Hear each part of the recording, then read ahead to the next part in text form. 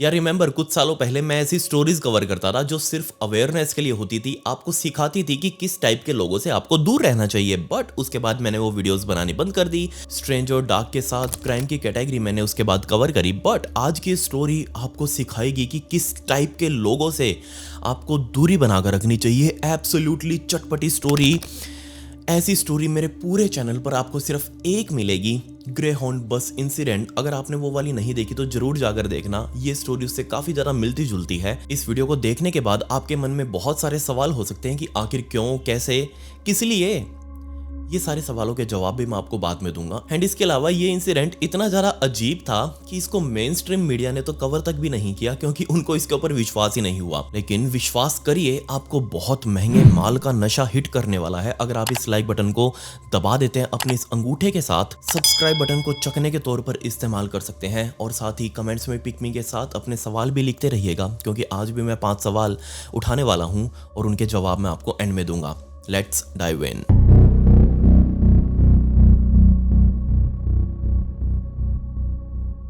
इस इंसिडेंट को समझने के लिए हमें यूनाइटेड किंगडम के साउथ एसेक्स में जाना पड़ेगा और दिन था 23 फरवरी 2007 का, जब इस छोटे से बच्चे हेनरी नोवेक का जन्म हुआ। बड़े होने के साथ ही हेनरी बहुत ज्यादा पोलाइट, बहुत ज्यादा जॉयफुल, काइंडफुल एंड सबसे बात करके हंस के चलने वाला। स्कूल में भी हेनरी ने अपना टाइम बहुत अच्छे से स्पेंड किया। उसके माता पिता के साथ उसकी बहुत अच्छी बॉन्डिंग, दोस्त उसके बहुत सारे, सभी के साथ खेलना कूदना, बाहर जाना, घूमना फिरना, एकदम परफेक्ट लाइफ जो नॉर्मल बच्चे की होती है। स्कूल में सभी टीचर्स हेनरी से बहुत ज्यादा इंप्रेस्ड, क्योंकि उसकी ग्रेड्स हमेशा बहुत अच्छी आती, उसके मार्क्स बहुत अच्छे आते, हर सब्जेक्ट के अंदर वो टॉप कर रहा था। लिटरली एक परफेक्ट बच्चा हम जिसको कह सकते हैं, वो हेनरी था। एंड धीरे धीरे बड़े होने के साथ ही उसने अपना कॉलेज भी शुरू किया और यूनिवर्सिटी ऑफ साउथहैम्पटन में उसने अपना एडमिशन ले लिया। इस यूनिवर्सिटी में आए उसको भी 6 महीने ही बीते थे, पहला सेमेस्टर ही उसका कंप्लीट हुआ था। लेकिन तभी कुछ ऐसा हुआ जिसकी वजह से मैं ये वीडियो बना रहा हूँ। अब यूनिवर्सिटी में आने के बाद बच्चे अकेले रहने लग जाते हैं। बेशक हेनरी का घर यूनिवर्सिटी कैंपस से कुछ खास दूर नहीं था, इस यूनिवर्सिटी से सिर्फ 30 किलोमीटर दूर हेनरी का खुद का घर। एंड वो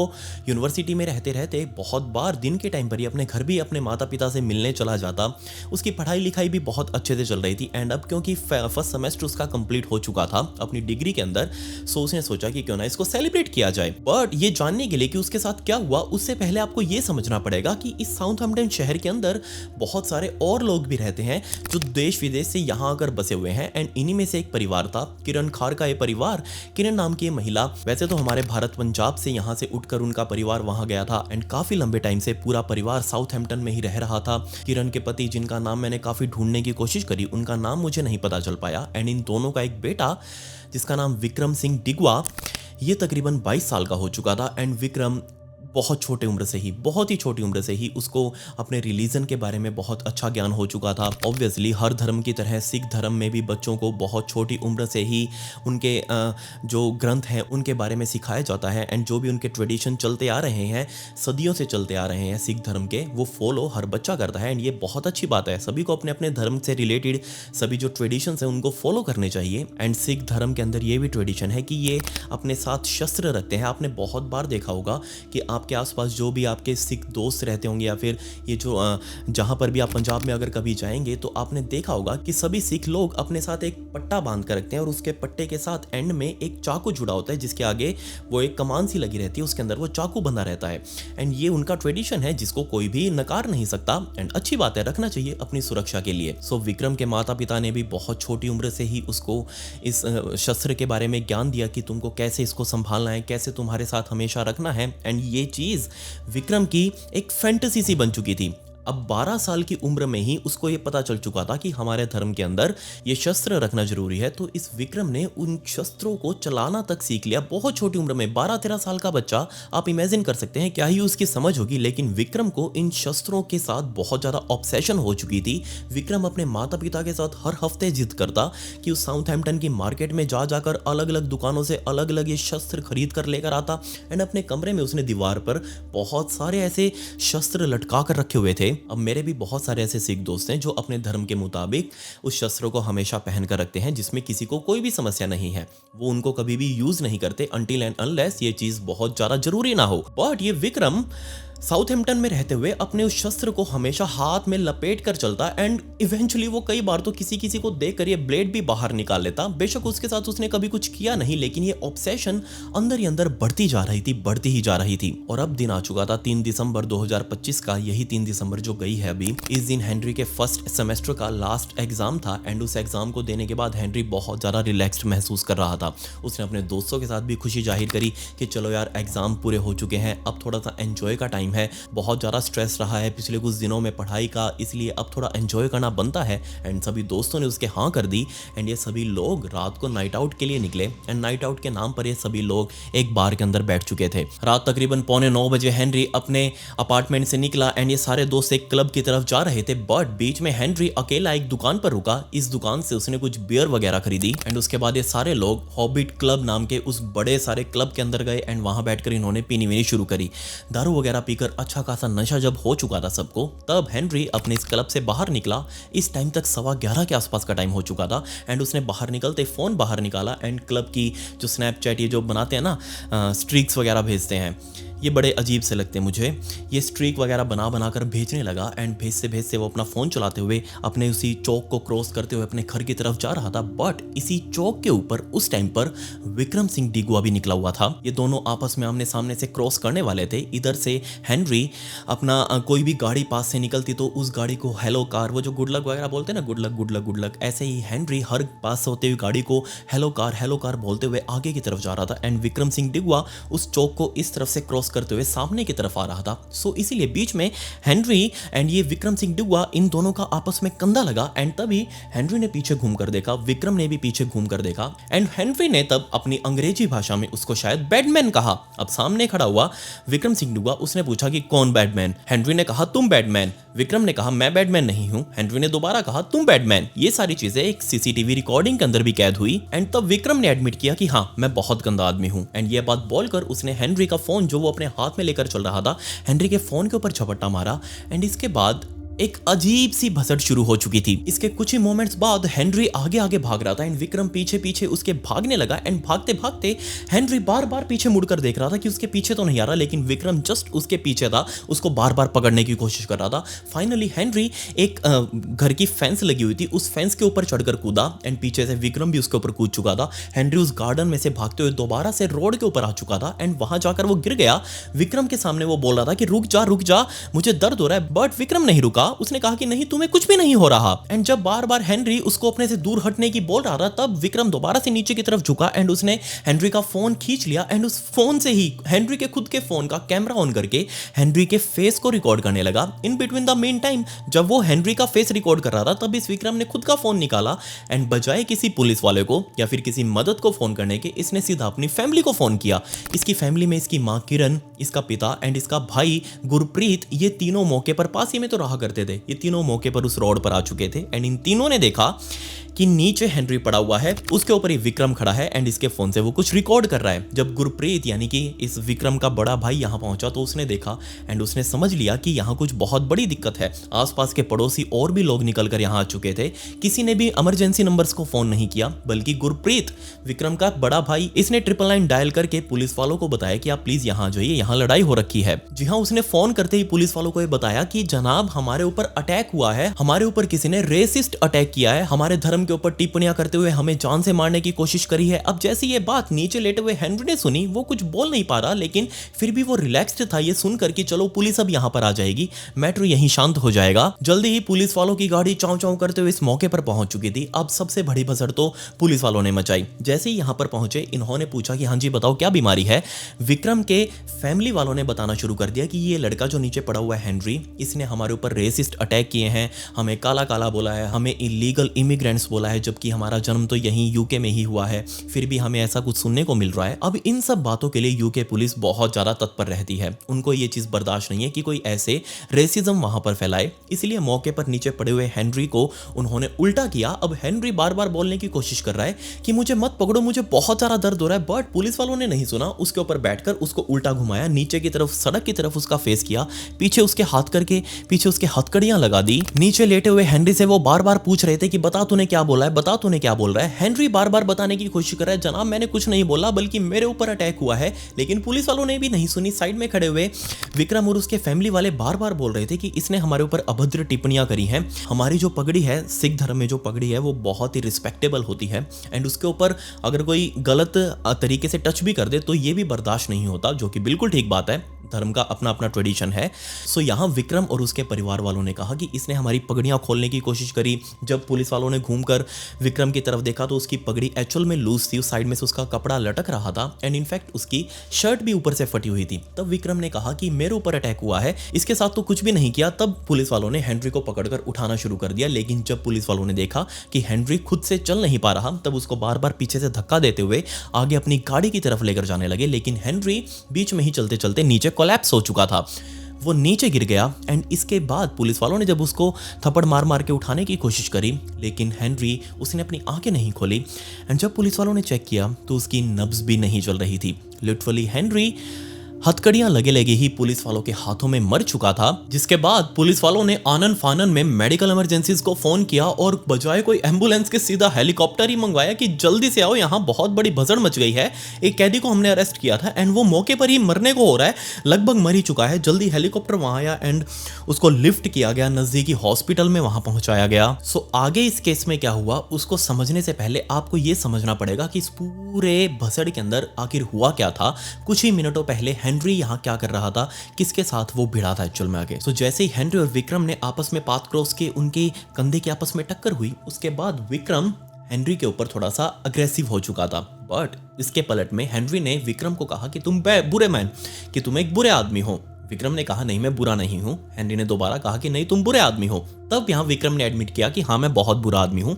एंड इसके बाद उसने हेनरी का फोन छीनने की कोशिश करी जो वो वीडियो बना रहा था। एंड इससे पहले कि विक्रम हेनरी का फोन खींच पाता, हेनरी वहां से भागने लगा। पीछे पीछे विक्रम भी भागने लगा। भागते भागते उसने अपना वो जो शस्त्र उसने ले रखा था चाकू जैसा, वो शस्त्र उसने अपने गले में से निकाला एंड उसका पट्टा अपने हाथ में बांधकर आगे से उसका कवर हटाया एंड वो चाकू लेकर हेनरी के पीछे भागने लगा। हेनरी ने पीछे मुड़कर देखा कि वो तो चाकू लेकर उसके पीछे पड़ा हुआ है। हेनरी पास ही में एक घर की फेंस थी, उसको कूदा एंड उस फेंस के कूदते ही ये विक्रम भी उस फेंस में पीछे से कूद चुका था। एंड पीछे से पहले उसने एक वार किया जो कि लगभग आधा चाकू पीछे से उसके रिब केज जो होता है हमारा अस्थि पिंजर, इसके अंदर घुस चुका था। अब हेनरी इस टाइम पर इंजर्ड तो था लेकिन वो अभी भी भाग सकता था। जिसके बाद दोबारा से वो इस घर की फेंस से कूदकर आगे सड़क की तरफ निकला एंड अगेन ये विक्रम उसके साथ फेंस से कूदा एंड अब उसने हेनरी को पकड़ लिया एंड सामने से हेनरी की छाती में उसने 21 सेंटीमीटर लंबा वो चाकू सीधा घुसा दिया। एंड ये पहला चाकू ही था जो सबसे फेटल अटैक था, क्योंकि ये 21 सेंटीमीटर लंबा चाकू सीधा जाकर दिल को चीरते हुए लगभग आर पार हो चुका था। इमेजिन करके देखिए हेनरी उस टाइम पर क्या फील कर रहा होगा।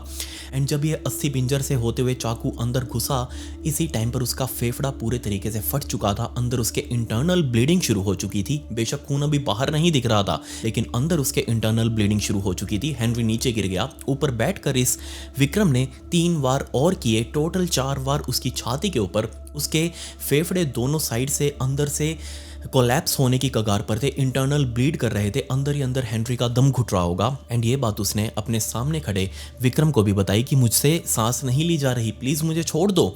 एंड इस टाइम पर विक्रम को भी एहसास हो चुका था कि नहीं, यहाँ मैटर बहुत ज़्यादा सीरियस हो चुका है। इसलिए उसने बजाय किसी मेडिकल इमरजेंसी को फ़ोन करने के, उसने अपने माता पिता को फ़ोन किया, अपने भाई को फ़ोन किया। तीनों लोग ये मौके पर पहुंच चुके थे। एंड इस विक्रम की माँ ने सबसे पहले आते ही विक्रम के हाथ से वो चाकू लिया एंड चाकू लेकर सीधा वो अपने घर भाग गई। उसको घर रख कर आई, सेफली छुपा कर आई ताकि किसी को भी कुछ पता ना चले। वापिस मौके पर आकर खड़ी हो चुकी थी। ये सभी लोग डिस्कस करने लगे कि आगे क्या करना है, क्योंकि एक सुनसान सा रोड था।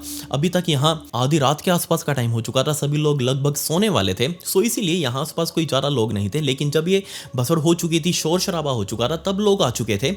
एंड इसके बाद विक्रम के बड़े भाई गुरप्रीत ने फोन किया एंड ये कहा कि हमारे ऊपर रेसिज्म का अटैक हुआ है, हमें इलीगल इमिग्रेंट्स बोला गया है, हमारे धर्म के खिलाफ हमें बोला गया है। एंड पुलिस वाले जैसे ही अपनी गाड़ी लेकर यहाँ पहुंचे, उन्होंने आते ही देखा कि नीचे हेनरी लेटा हुआ है। उनको यही बताया गया था कि एक वाइट आदमी ने 2 इंडियन लड़कों के ऊपर अटैक किया है। अब ये 2 इंडियन लड़के विक्रम और उसका बड़ा भाई गुरप्रीत ये उनको बताया गया था। एंड जैसे ही पुलिस वाले मौके पर पहुंचे, उनको लगा कि ये हेनरी ही है जिसने सब कुछ किया है, इसलिए उसको मारा पीटा होगा इन दोनों ने और यहाँ उसको डिटेन कर लिया जाए।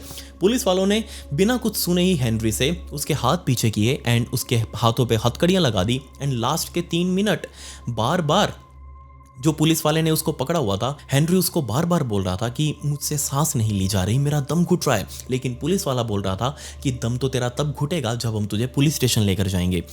पुलिस वालों को भी कोई आइडिया नहीं था कि अंदर हेनरी को चोट लगी हुई है एंड अंदर ही अंदर उसके फेफड़े खून से भर रहे हैं। पुलिस वालों के आने से पहले इस विक्रम ने अपनी शर्ट भी फाड़ ली एंड अपनी खुद पगड़ी उसने जो पहनी हुई थी, जो सबसे ज़्यादा रिस्पेक्टेड मानी जाती है सिख धर्म के अंदर, उस पगड़ी को भी खोलकर उसको उबड़ खाबड़ सा कर लिया ताकि पुलिस वाले जब आए मौके पर तो उनको लगे कि हाँ यही विक्टिम है, इनके ऊपर ही अटैक किया इस हेनरी ने। इमेजिन करके देखिएगा, हेनरी जो खुद एक विक्टिम था वो अपने फाइनल मोमेंट्स में एक क्रिमिनल बन चुका था पुलिस वालों की नज़र में। वो अपने आप को प्रूव तक नहीं कर पा रहा कि उसके ऊपर चोट लगी है। अंदर आप उसकी शर्ट को खोल कर देखिए, पुलिस वालों ने एक बार देखना तक जरूरी नहीं समझा। एंड दूसरा, जब पुलिस वालों के हाथ में उसकी मौत हो गई तब उनको सिचुएशन का एहसास हुआ कि ये चीज़ तो बहुत ज़्यादा क्रिटिकल थी।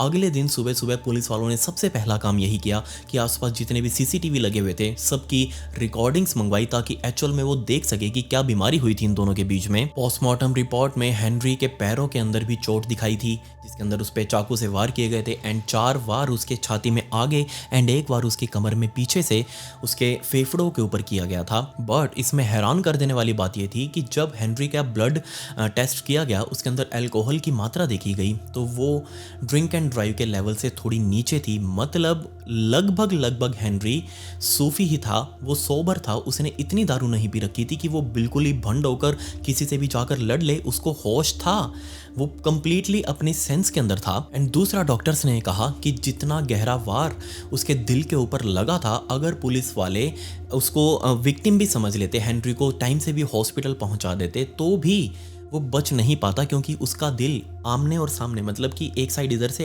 एक साइड पीछे से वो चिर चुका था। 2 जगह से आमने सामने से उसका दिल पूरी तरीके से काटा जा चुका था एंड वहां से भयंकर खून निकल रहा था। सो डॉक्टर्स ने ये तो कह दिया कि नहीं, वो बचाया नहीं जा सकता था। बट डॉक्टर्स ने ये भी कहा साथ में कि एंड मोमेंट्स, जो उसके फाइनल मोमेंट्स थे, उस टाइम पर तो एटलीस्ट उसको डिग्निटी दी जानी थी जिसको वो डिजर्व करता था। एटलीस्ट उसको उस टाइम पर तो क्रिमिनल नहीं समझा जाना था जो वो बोल रहा था। एक बार पुलिस वाले उसकी बात सुन तो लेते। पुलिस वाले बार बार इन CCTV रिकॉर्डिंग्स को देख रहे थे क्योंकि उनको ये चीज़ समझ नहीं आ रही थी कि आखिर ये हमला हुआ तो हुआ कैसे, क्योंकि जिस जगह पर ये हमला हुआ था वहाँ आसपास कोई CCTV नहीं था। उनको स्टोरी तो समझ में आ गई थी कि हाँ इनकी लड़ाई हुई है और बाद में अटैक हुआ है, लेकिन अटैक कैसे हुआ और किस वेपन से किया गया। जब वेपन की तलाश में पुलिस वाले लगे तो सीधा इस विक्रम के घर पर जाकर पहुंचे उनका सर्च वारंट लेकर।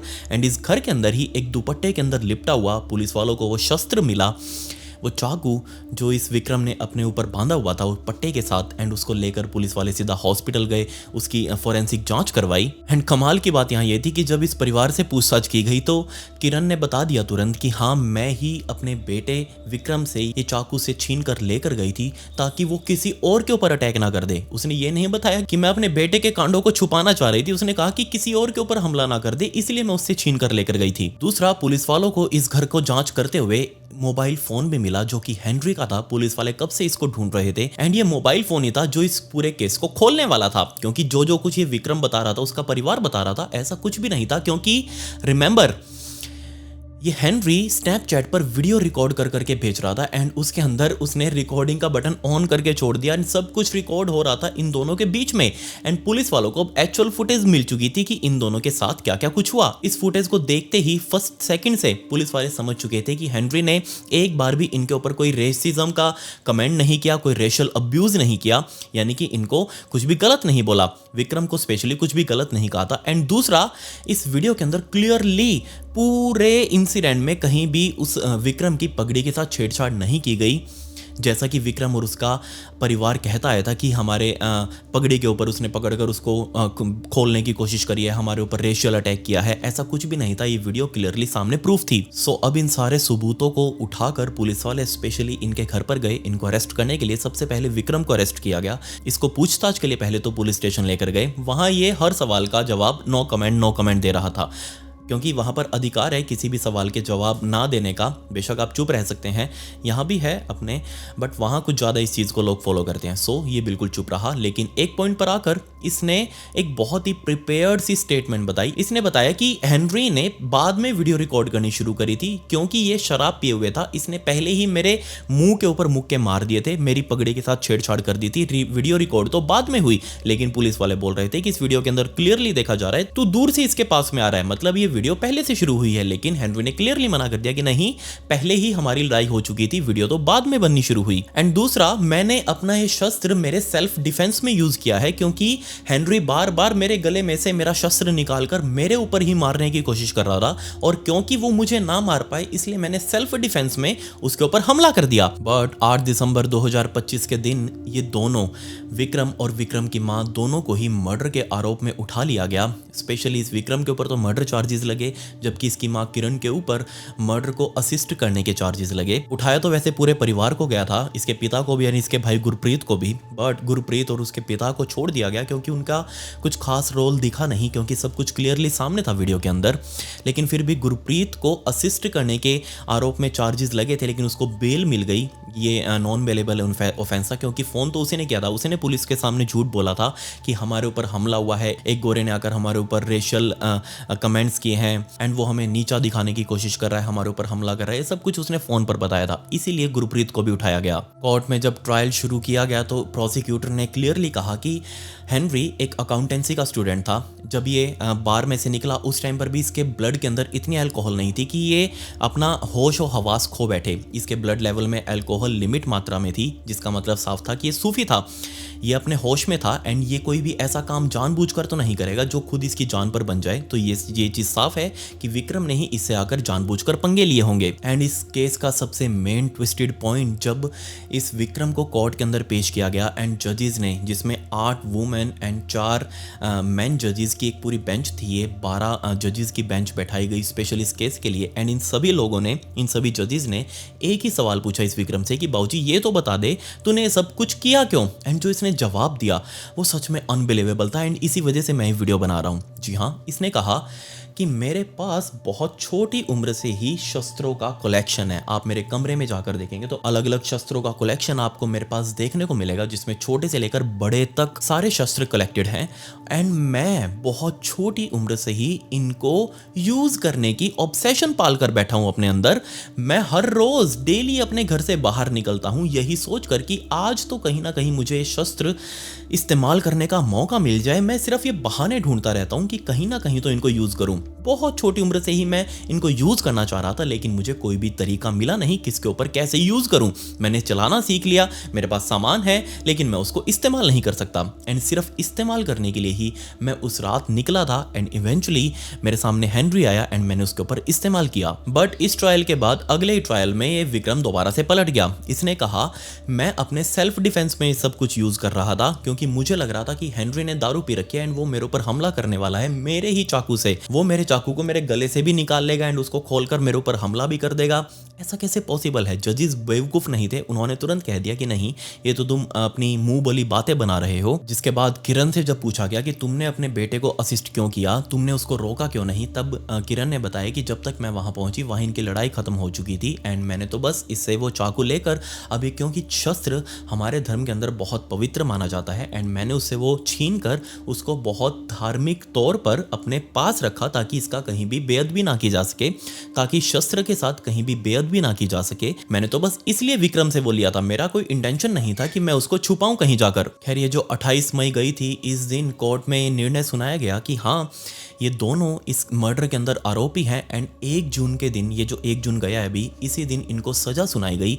अभी सज़ा किरण की सज़ा बाकी है, जबकि इसकी विक्रम डिगवा की सज़ा उस टाइम पर सुना दी गई। आपने केस शायद सुना होगा मीम्स पेजों पर, क्योंकि वहाँ इस केस को सज़ा सुनाए जाने के बाद इस केस की मीम्स बहुत ज़्यादा बनी, क्योंकि ये चीज़ एक ऑब्सेशन रिलेटेड केस था। इस केस के अंदर सबसे पहले तो उम्र कैद की सज़ा सुनाई गई इस विक्रम को। इसके ऊपर मर्डर चार्जेस फुली प्रूव हो चुके थे एंड इसमें 20 सालों तक तो वो जमानत के लिए अप्लाई भी नहीं कर सकता। 20 सालों तक ये सज़ा गैर जमानती रहेगी, उसके बाद ये अप्लाई करेगा। बट दूसरी साइड जिस टाइम पर ये सज़ा सुनाई जा रही थी उस टाइम पर हेनरी के घर वाले कोर्ट में ही मौजूद थे एंड उन्होंने नोटिस किया था कि विक्रम को कुछ खास फ़र्क नहीं पड़ा है सज़ा सुनाए जाने के बाद भी। उसके चेहरे पर कुछ खास रिमॉर्स नहीं था, उसको कुछ बुरा नहीं लग रहा था कि उसने इतना बड़ा कांड कर दिया एंड अब वो 20 साल जेलों में रहेगा, उसको कुछ खास फर्क नहीं पड़ा। इसके अलावा जजेस ने जब इस केस की सज़ा सुनाई उसके बाद कुछ खास कमेंट्स भी कहे एंड वो कमेंट्स बताना भी बहुत ज़्यादा ज़रूरी है। जजेस ने कहा कि ये केस कुछ ऐसा था जो एक चिंगारी के तौर पर पूरे यूके में भड़क सकता था, क्योंकि आप सभी को पता है कि यूके और कनाडा या फिर अमेरिका हो, बहुत बड़े लेवल पर हमारे इंडियंस, हमारे सिख भाई बहन ऐसे देशों में जाकर बसे हुए हैं जो बहुत लंबे टाइम से रह रहे हैं। एंड ये केस जब ऐसे निकल कर आया उस टाइम पर ये सोशल दंगे भड़क सकते थे। वहाँ जो गोरे लोग रहते हैं वो हमला कर सकते थे हमारे सिख भाई बहन के ऊपर, या फिर सिख भाई बहन गोरों के ऊपर हमला कर सकते थे। ऐसे सांप्रदायिक दंगे भड़क सकते थे बहुत बड़े लेवल पर, बट इसको बहुत लो की रखा गया, इस केस को ज़्यादा फैलाया नहीं गया। दूसरी साइड हेनरी की बहन ओलिविया, उसने रो रो कर कैमरे के ऊपर आकर कहा कि मेरी ज़िंदगी अब दोबारा कभी सेम नहीं रहेगी। मेरा भाई जो मेरी जान था वो एक बहुत ही बदनसीब हादसे में, बदनसीब हमले के अंदर उसकी जान चली गई। एंड सबसे ज़्यादा दुख पूरे परिवार को इस बात का है कि जब उसकी लास्ट सांसें चल रही थी तब उसको क्रिमिनल समझा जा रहा था। उस टाइम पर उसके ऊपर क्या बीत रही होगी, इमेजिन करके देखिए। एक साइड उसकी सांस घुट रही है, वो सांस ठीक से नहीं ले पा रहा, बोल ठीक से नहीं पा रहा, एंड दूसरी तरफ पुलिस वाले उसको पीछे से हथकड़ी लगा रहे हैं, उसको क्रिमिनल समझ रहे हैं, उसको अरेस्ट करके लेके जा रहे हैं। Absolutely unbelievable, unimaginable.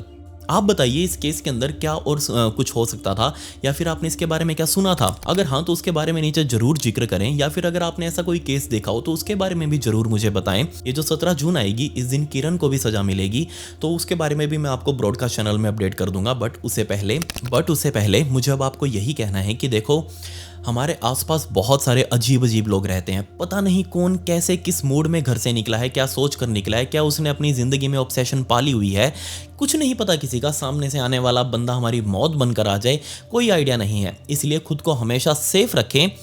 किसी भी अनजान व्यक्ति से मिलने से पहले, उससे बोलने से पहले, उससे कुछ इंटरेक्शन बढ़ाने से पहले उसको जान ले कि एक्चुअल में वो है क्या। एंड अब आज का Q&A। आज का हमारा पहला सवाल Arifur Rashid का, hello Vicky brother, I am from Bangladesh and a fan of yours. I have been watching your videos for about 5 years and I really like them. My question is why don't you upload any more videos on your mysterious Duniya podcast channel. देखो, उस channel के लिए मेरे अलग plans है, उसमें थोड़ा time लगेगा। मैं उसके लिए भी अलग से बढ़िया कंटेंट आपके लिए लेके आऊँगा एंड वो स्टोरीज होंगी। आपको मैं थोड़ा सा आइडिया दे दूँ तो कैंपिंग टाइप की स्टोरीज, मोस्टली हॉरर, या फिर उसमें क्राइम में ज़्यादा नहीं डालने वाला। उसके अंदर आपको अलग से डार्क स्टोरीज मिलेंगी, थोड़ी सी हटके, जो अजीब लगे आपको सुनने में। सो वो सारी स्टोरीज आपको वहाँ सुनने को मिलेंगी। सो जल्दी उसके ऊपर मैं काम शुरू करने वाला हूँ। आप उस चैनल के भी सब्सक्राइब बटन को दबा कर रखिएगा, जल्दी आपको वहाँ नोटिफिकेशन मिलने वाला है। आज का हमारा दूसरा सवाल यांगजी का, हेलो विकी भाई, I am a very big of your podcast and story telling. I have been watching your since lockdown और मैं नेपाल से हूँ। क्या आप कभी नेपाल में आएंगे तो कब, और एक बार मिलना जरूर। Love from Nepal. Thank you so much brother, and love from India too. And मैं नेपाल ज़रूर आऊँगा कभी ना कभी, सभी से मिलूँगा। एंड अच्छी जगह है वहाँ घूमने की, हमारे बहुत ही बड़े बड़े और धार्मिक मंदिर हैं वहाँ पर, एंड सभी उन मंदिरों में मुझे आना है। मैं ज़रूर आऊँगा वहाँ पर एंड आप सभी से मिलूँगा ज़रूर कभी ना कभी। हाँ, ये मान लीजिए इस साल नहीं तो अगले साल पक्का आऊँगा मैं वहाँ पर। आज का हमारा तीसरा सवाल कैप्टन जॉन का, विकी भाई, आपके चैनल का नाम मिस्टीरियस दुनिया है, इसलिए मैं आपसे एक्सपेक्ट करता हूँ कि आप मिस्टीरियस स्टोरीज जैसे एलियन या कोई पैरानॉर्मल स्टोरी बताइए। Please horror and crime video कम बनाया करें, please pick me. Thank you so much captain John. But आपने देखा होगा कि मेरा जो पूरा नीश रहता है ना, वो horror, mysterious, dark, strange and crime, ये सब कुछ रहता है। मैं सारी तरह की स्टोरीज़ कवर करता हूँ, टाइम टू टाइम हॉरर भी लेकर आता हूँ, स्ट्रेंज और डार्क हर टाइप की आती हैं। सो वो सारा कंटेंट आपको यहाँ मिलता रहेगा। आज का हमारा चौथा सवाल स्वीटी का, बाबूजी आई एम स्वीटी, मेरा सवाल ये है कि मेलोडी इतनी चॉकलेटी क्यों है। देखो, इसका जवाब 2 बंदे जानते हैं, या तो हमारे प्राइम मिनिस्टर मोदी जी, क्योंकि उन्होंने अभी रिसेंटली मेलोडी खाई है, या तो वो बता सकते हैं, या फिर जो मेलोडी बनाते हैं। इसके अलावा तो मुझे ये सवाल पूरा का पूरा एक सवाल कम पैराडॉक्स ज़्यादा लगता है। सो आप मुझे बताइए मेलोडी इतनी चॉकलेटी क्यों है। आज का हमारा 5वां सवाल आयरन पुरुष का, भाई थोड़ा स्टोरी को स्पीड में सुनाया करो यार, इतना नरेशन देते हो ना यार कि स्टोरी बोरिंग लगने लगती है। देखो ब्रदर, मुझे डीप डिटेल्स पसंद है, आप सभी को बहुत अच्छे से पता है, मैंने बहुत बार आपको बताया है, मुझे डिटेल गहराई में जाना पसंद है। मैं जनरल वे में, जैसे आप और मैं एक दोस्त हों या फिर भाई बहन हो, इस तरीके से मैं आपसे बातें करता हूँ। जब मैं डिटेल्स में आपको कोई इंसिडेंट बताता हूँ ना, तो आप उस चीज़ को अपने आप इमेजिन करने लगते हो। मैं कोई भी फोटोज़, वीडियोज़ या एनिमेशन नहीं लगाता, ये डिटेल्स ही हैं जो आपके माइंड में अपने आप सब कुछ इमेजिन करवा देती हैं। उसकी फ़ोटो पिक्चर आप खुद अपने आप इमेजिन करने लगते हैं। यही मेरी कोशिश रहती है एंड इसीलिए मैं डीप डिटेल्स में जाता हूँ। सो अगर आपको लगता है कि मैं स्टोरीज लंबी खींच रहा हूँ, धक्के से खींच रहा हूँ, तो आप उसके बारे में भी मुझे बता सकते हैं। मैं डिटेल्स अपनी कम कर दूंगा, मुझे कोई इशू नहीं है। मैं तो आप सबके लिए ही कर रहा हूँ। बट खैर, ये मेरी इंस्टाग्राम आईडी है, इसका लिंक आपको डिस्क्रिप्शन में भी मिल जाएगा। आप वहाँ आकर मुझे फॉलो कर सकते हैं, मुझसे बात कर सकते हैं। वहीं पर मैंने ब्रॉडकास्ट चैनल बना रखा है जिसके अंदर मैं स्टोरी से रिलेटेड बैक स्टोरी फुटेज और फोटोज अपलोड करता हूँ। आज की स्टोरी की भी जो हेनरी की मोबाइल की फुटेज थी, अगर आपको वो देखनी है तो वहीं पर मैं अपलोड करने वाला हूँ, या फिर आप मुझसे पर्सनली भी आकर ले सकते हैं। वो सच में बहुत अनबिलीवेबल है, आपको वो समझनी पड़ेगी देखकर खुद से। सो आप वो भी आकर ले सकते हैं, लिंक नीचे डिस्क्रिप्शन में मिल जाएगा। आप वहाँ आकर मुझे फॉलो जरूर कर लें। खैर, पिछली वीडियो का shout out fact girl comment pick me to get a shout out in next video. मिलते हैं अगली वीडियो में। ये वीडियो देखने के लिए धन्यवाद।